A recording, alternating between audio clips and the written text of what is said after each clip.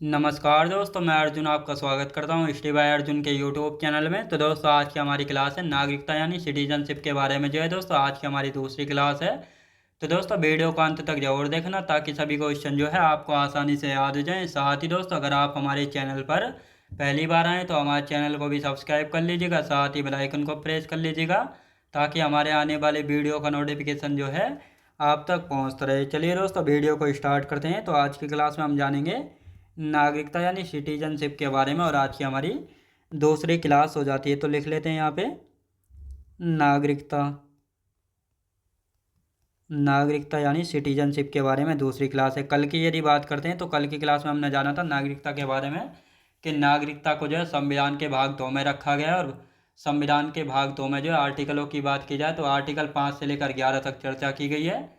साथ ही दोस्तों, भारत में जो है नागरिकता 5 प्रकार से प्राप्त की जा सकती है: जन्म से, वंश परंपरा से, देशीयकरण से, पंजीकरण से, और साथ ही दोस्तों भूमि अर्जन द्वारा। और 3 प्रकार से जो है त्यागी जा सकती है। इन सभी के बारे में हम चर्चा करेंगे।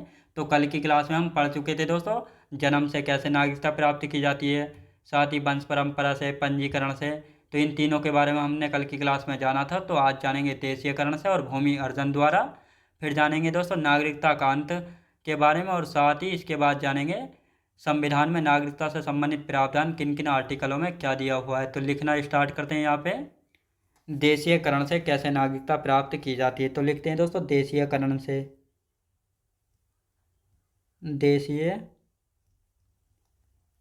देशीयकरण से जो है नागरिकता कैसे प्राप्त की जाती है। तो यहाँ पे हम बात करने वाले हैं, यानी कोई विदेशी व्यक्ति जो स्वेच्छा से भारत की नागरिकता ग्रहण करना चाहता है तो वह भारत की नागरिकता ले सकता है। और साथ ही भारत की नागरिकता के लिए जो है आवेदन करने के 1 वर्ष से पहले से भारत में रह रहा हो, कुल मिलाकर 5 वर्षों तक जो है भारत में रहा हो, और संविधान में उल्लेखित 22 भाषाओं में से जो है किसी एक भाषा का अच्छा ज्ञान हो, अच्छे से बोल लेता हो, अच्छे से लिख लेता हो, तब जो है वह देशीकरण से भारत की नागरिकता ले सकता है। तो लिख लेते हैं इन सारे पॉइंटों को। यहाँ पे हम बात करते हैं दोस्तों, यानी कोई विदेशी व्यक्ति कोई विदेशी व्यक्ति जो स्वेच्छा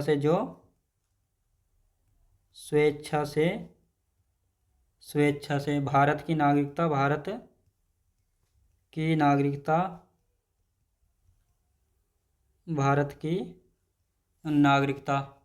ग्रहण करना चाहता है तो उसके लिए क्या क्या प्रावधान है दोस्तों। जैसे भारत की नागरिकता के आवेदन के लिए 1 वर्ष से भारत में रह रहा हो, लिखेंगे भारत की नागरिकता के लिए की नागरिकता के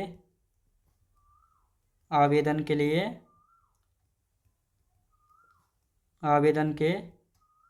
लिए 1 वर्ष से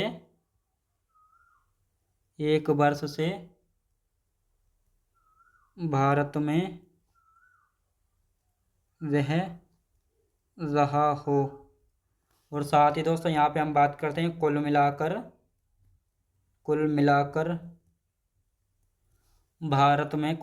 भारत में यानी कुल मिलाकर 5 वर्षों तक भारत में रहा हो। और साथ ही यानी संविधान में उल्लेखित संविधान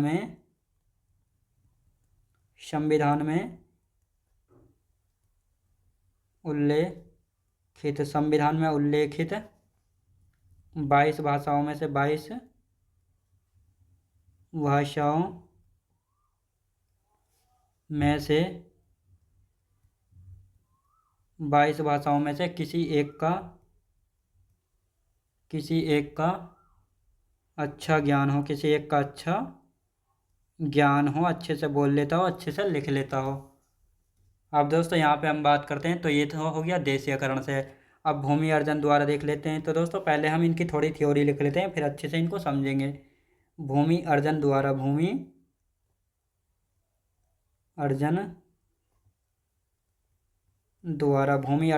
की यदि बात की जाए तो भूमि अर्जन द्वारा जो है कैसे प्राप्त की जाती है, तो लिखेंगे दोस्तों भारत सरकार द्वारा, भारत सरकार द्वारा,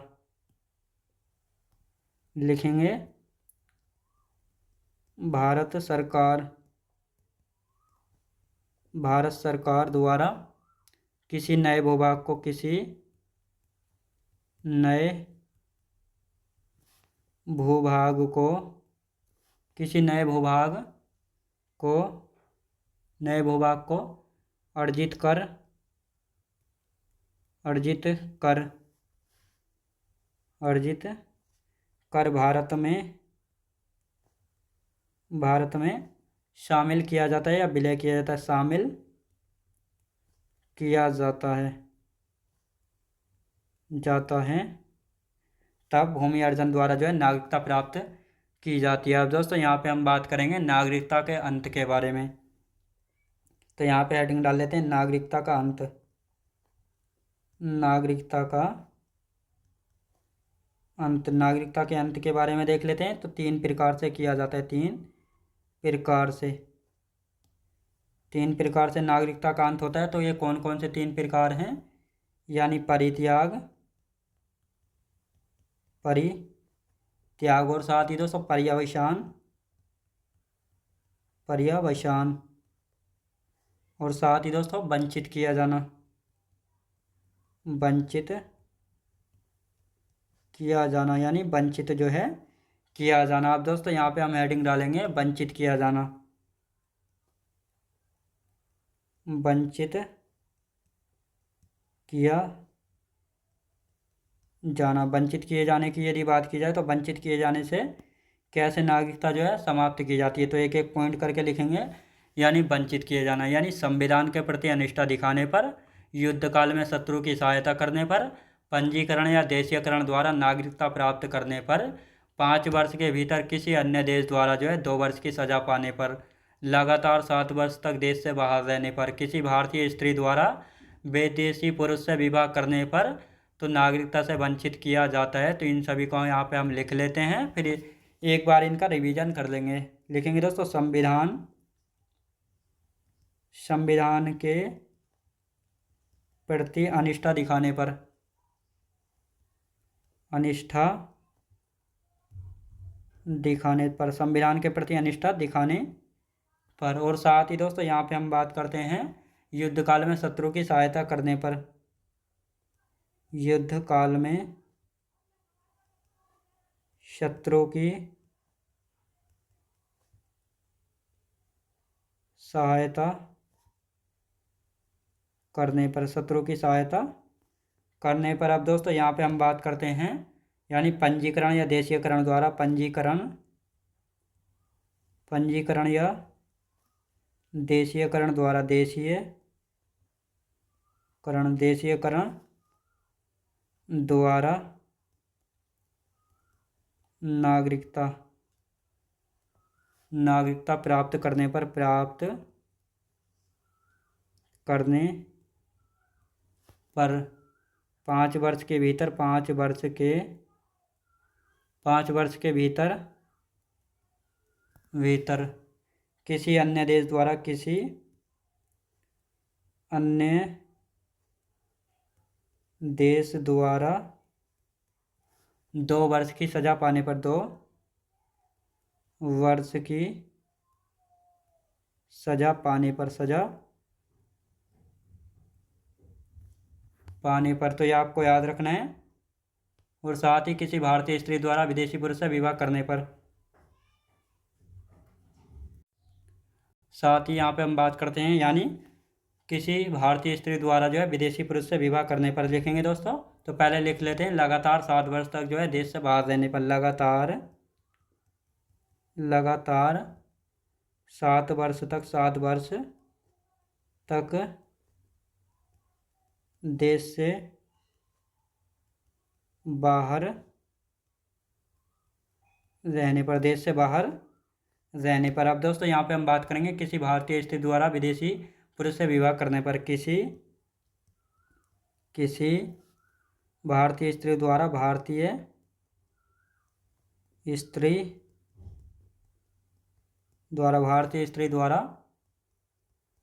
विदेशी पुरुष से विवाह करने पर, विवाह करने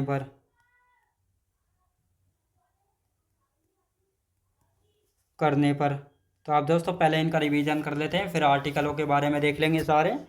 तो यहाँ पे आप बात करने वाले हैं दोस्तों, देशीयकरण से किस प्रकार नागरिकता प्राप्त की जाती है। यानी कोई विदेशी व्यक्ति जो स्वेच्छा से भारत की नागरिकता ग्रहण करना चाहता है, भारत की नागरिकता के लिए जो है आवेदन के लिए 1 वर्ष से भारत में रह रहा हो, यानी कुल मिलाकर जो है 5 वर्ष तक जो है भारत में रहा हो।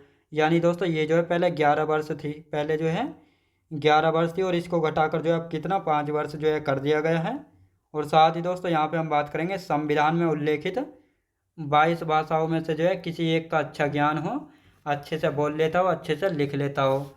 अब साथ ही दोस्तों यहाँ पे हम बात करेंगे भूमि अर्जन द्वारा। भूमि अर्जन द्वारा यदि बात की जाती है तो भारत सरकार द्वारा किसी नए भूभाग को अर्जित कर भारत में शामिल कर लिया जाता है या मिलाया जाता है। जैसे दोस्तों पीओके का एग्जाम्पल ले लेते हैं, जैसे कभी भारत सरकार पीओके को भारत में मिलाती है तो उस पर जो जनसंख्या रहती है उन सभी को जो है भूमि अर्जन द्वारा जो है भारत की नागरिकता दे दी जाएगी।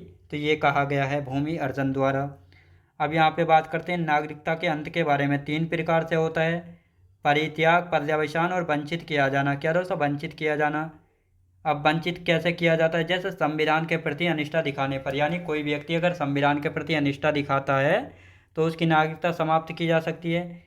युद्ध काल में शत्रु की सहायता करने पर, यानी मान लेते हैं भारत का किसी देश से यानी किसी पड़ोसी देश से युद्ध चल रहा है, तो कोई भारत का व्यक्ति जो है अपने देश को सपोर्ट करने की बजाय जो है शत्रु देश की सहायता करता है, तो उस समय जो है उसकी उस मामले में नागरिकता समाप्त की जा सकती है। साथ ही पंजीकरण या देशीयकरण द्वारा कोई नागरिकता प्राप्त करता है, लेकिन 5 वर्ष के भीतर जो है किसी अन्य देश द्वारा उसको 2 वर्ष की सज़ा हो जाती है तो भारत की नागरिकता उसकी समाप्त कर दी जाती है। लगातार 7 वर्षों तक देश से बाहर रहने पर, किसी भारतीय स्त्री द्वारा विदेशी पुरुष से विवाह करने पर, तो इस प्रकार नागरिकता समाप्त हो जाती है वंचित किए जाने के कारण। तो ये कहा गया। आप देखते हैं दोस्तों नागरिकता के से संबंधित आर्टिकलों के बारे में। तो यानी संविधान में नागरिकता से संबंधित प्रावधान आर्टिकल 5 में कहा गया है संविधान के प्रारंभ पर नागरिकता के बारे में। आर्टिकल 6 की यदि बात की जाए तो पाकिस्तान से भारत आने वाले व्यक्ति को भारत की नागरिकता दे दी जाएगी। आर्टिकल 7 में भारत से पाकिस्तान जाने वाले व्यक्तियों के बारे में। साथ ही अनुच्छेद 8 में भारत के बाहर रहने वाला भारतीय उद्भव के व्यक्तियों की नागरिकता के अधिकार के बारे में। साथ ही आर्टिकल 9 में कहा गया यदि कोई भारतीय व्यक्ति अपनी इच्छा से विदेशी नागरिकता स्वीकार कर लेता है तो उसकी भारतीय नागरिकता स्वतः ही समाप्त हो जाती है। आर्टिकल 10 में किसी व्यक्ति की नागरिकता जो है संसदीय विधि द्वारा ली जा सकती है या नागरिकता का बना रहना। आर्टिकल 11 में संसद को नागरिकता से संबंधित कानून बनाने का अधिकार है। तो इन सभी को यहाँ पे दोस्तों हम लिख लेते हैं, फिर आगे की चर्चा यहाँ पे करेंगे। तो लिखते हैं सारे आर्टिकलों को, लिख लेते हैं दोस्तों। संविधान में नागरिकता से संबंधित आर्टिकल। संविधान में नागरिकता से संबंधित आर्टिकल। संविधान में नागरिकता से संबंधित अनुच्छेद। तो इन सभी के बारे में जानने वाले हैं। तो यहाँ पे सबसे पहले हम जानेंगे दोस्तों अनुच्छेद 5 के बारे में। अनुच्छेद 5 की यदि बात की जाए तो अनुच्छेद 5 में किसके बारे में बात की गई है? तो अनुच्छेद 5 में कहा गया है यानी संविधान के प्रारंभ पर नागरिकता के बारे में। संविधान के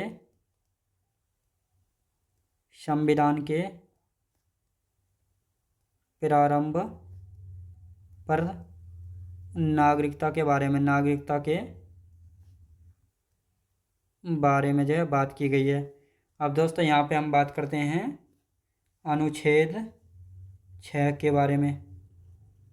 अनुच्छेद 6 के बारे में क्या कहा गया तो इसके बारे में तो यहाँ पे हम बात करते हैं अनुच्छेद 6 में, यानी पाकिस्तान से भारत आने वाले व्यक्ति,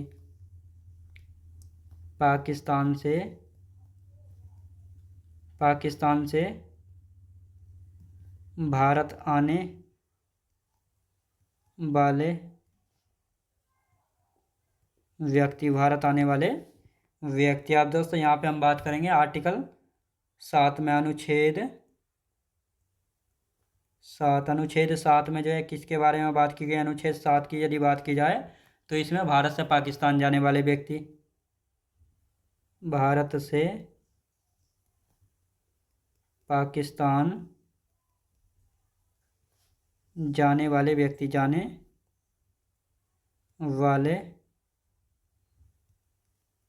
वाले व्यक्ति। अब दोस्तों यहाँ पे हम बात करेंगे आर्टिकल 8 के बारे में। अनुच्छेद 8 में जो है किसके बारे में बात की गई? अनुच्छेद 8 की यदि बात की जाए तो इसमें भारत के बाहर रहने वाले भारतीय उद्भव के व्यक्तियों की नागरिकता के अधिकार लिखेंगे। भारत के बाहर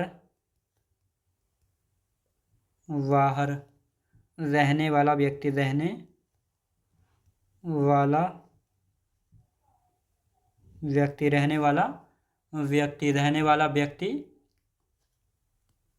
रहने वाला यानी भारत के बाहर रहने वाला भारतीय उद्भव के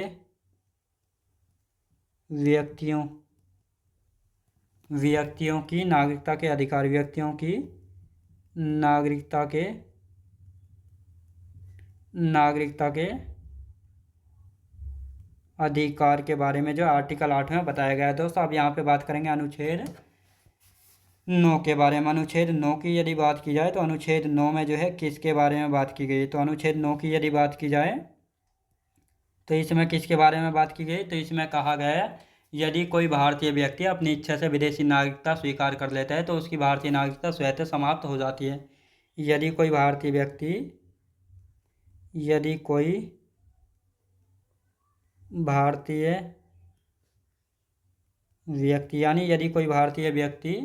अपनी इच्छा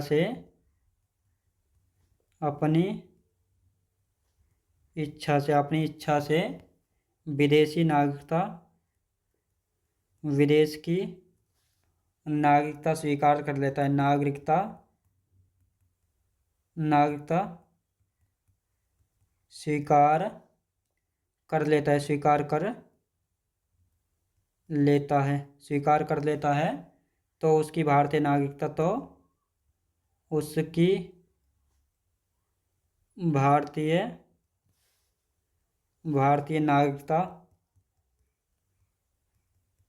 स्वतः ही समाप्त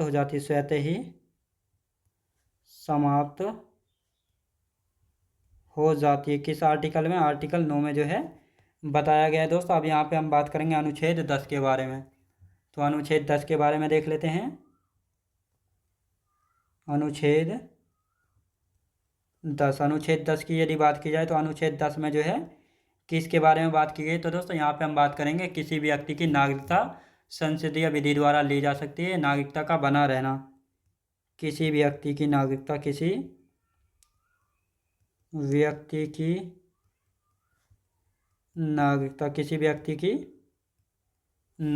जो है संसदीय विधि द्वारा ली जा सकती है। या नागरिकता का बना रहना, नागरिकता का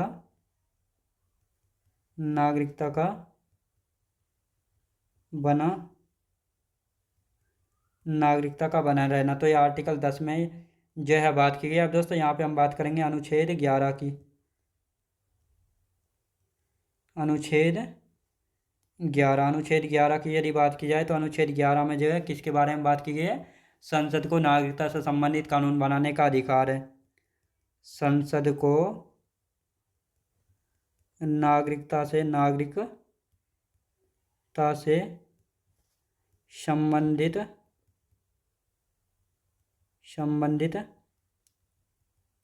कानून बनाने का अधिकार है।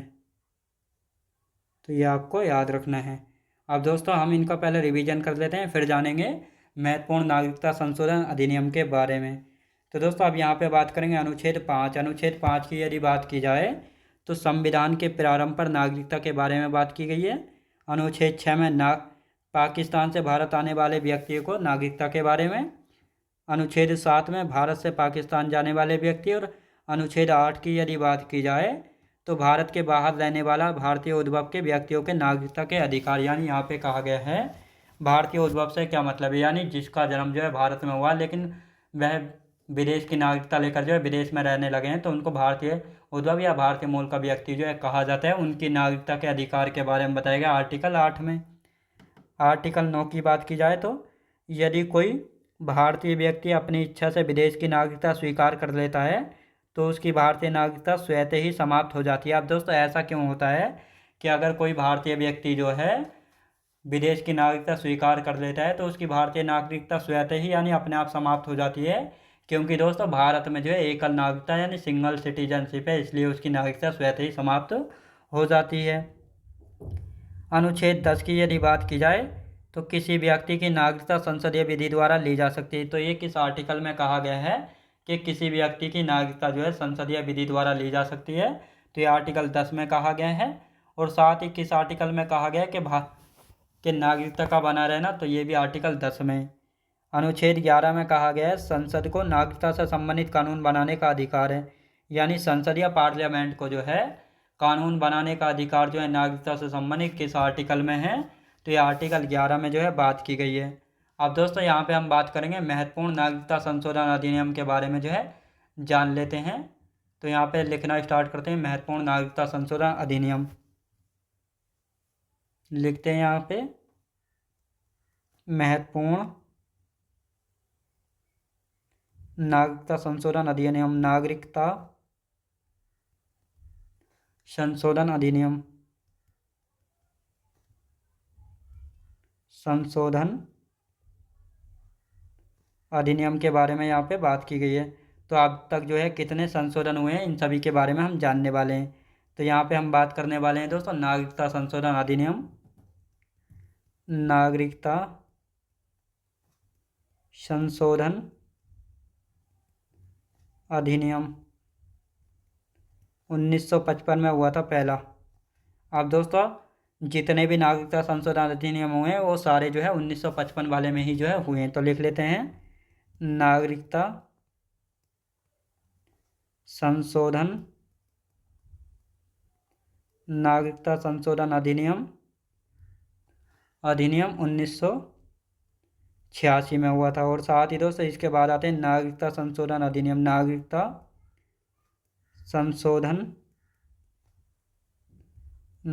संशोधन अधिनियम 1992 में हुआ था। 1992 में इसके बाद नागरिकता संशोधन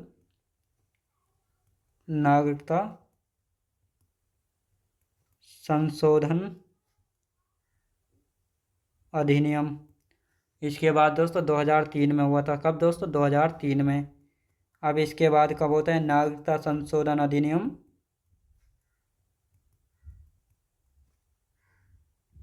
नागरिकता संशोधन अधिनियम तो ये कब हुआ था दोस्तों? 2005 में। 2005 में। इसके बाद कब होता है? 2015 में। फिर होता है 2019 में। नागरिकता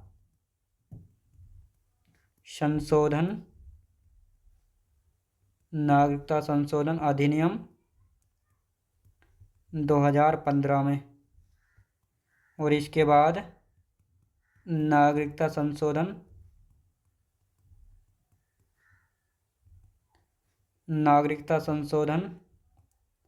अधिनियम 2019 में जो है होता है। कब दोस्तों? 2019 में जो है होता है। अब यहाँ पे हम नोट करके लिखेंगे, नोट करके लिख लेते हैं इस पॉइंट को। ये पूछा गया क्वेश्चन है नागरिकता संशोधन अधिनियम 1955 में अब तक कितनी बार संशोधन हो चुका है, लिखेंगे नागरिकता संशोधन अधिनियम 1955 में अब तक 6 बार संशोधन हो चुका है। कितनी बार? ये हो चुका है अब तक 6 बार। तो ये आपको अच्छे से याद रखना है। अब दोस्तों यहाँ पे इसका रिवीजन कर लेते हैं। तो यहाँ पे हम बात कर रहे हैं महत्वपूर्ण नागरिकता संशोधन अधिनियम की। यदि बात की जाए तो पहला नागरिकता संशोधन अधिनियम 1955 में हुआ था, और बाकी के जो जितने भी नागरिकता संशोधन अधिनियम हुए इसी में हुए हैं। तो कितने हुए हैं इसमें? अब तक 6 बार हो चुके हैं। तो पहला नागरिकता संशोधन अधिनियम 1986 में हुआ था, फिर नागरिकता संशोधन अधिनियम 1992 में, इसके बाद नागरिकता संशोधन अधिनियम 2003 में, फिर इसके बाद नागरिकता संशोधन अधिनियम 2005 में, इसके बाद नागरिकता संशोधन अधिनियम 2015 में, इसके बाद नागरिकता संशोधन अधिनियम 2019 में जो है हुआ था। और साथ ही यहाँ पे नोट करके लिखेंगे नागरिकता संशोधन अधिनियम 1955 में अब तक कितनी बार संशोधन हो चुका है। तो अब तक 6 बार संशोधन जो है हो चुका है। तो ये आपको याद रखना है। तो दोस्तों आज की क्लास जो है हमारी यहीं तक रहेगी, और इससे आगे का जो 2-4 पॉइंट बचे हुए इनको हम कल की क्लास में कंटिन्यू करेंगे।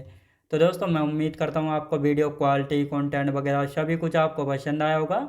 पसंद आया हो तो लाइक शेयर और सब्सक्राइब करना बिल्कुल भी ना भूलें। साथ ही दोस्त अगर आप हमारे चैनल पर पहली बार आएँ तो हमारे चैनल को भी सब्सक्राइब कर लीजिएगा, साथ ही बेल आइकन को प्रेस कर लीजिएगा, ताकि हमारे आने वाले वीडियो का नोटिफिकेशन जो है आप तक पहुँचता रहे। चलिए दोस्तों मिलते हैं नेक्स्ट वीडियोज़ में।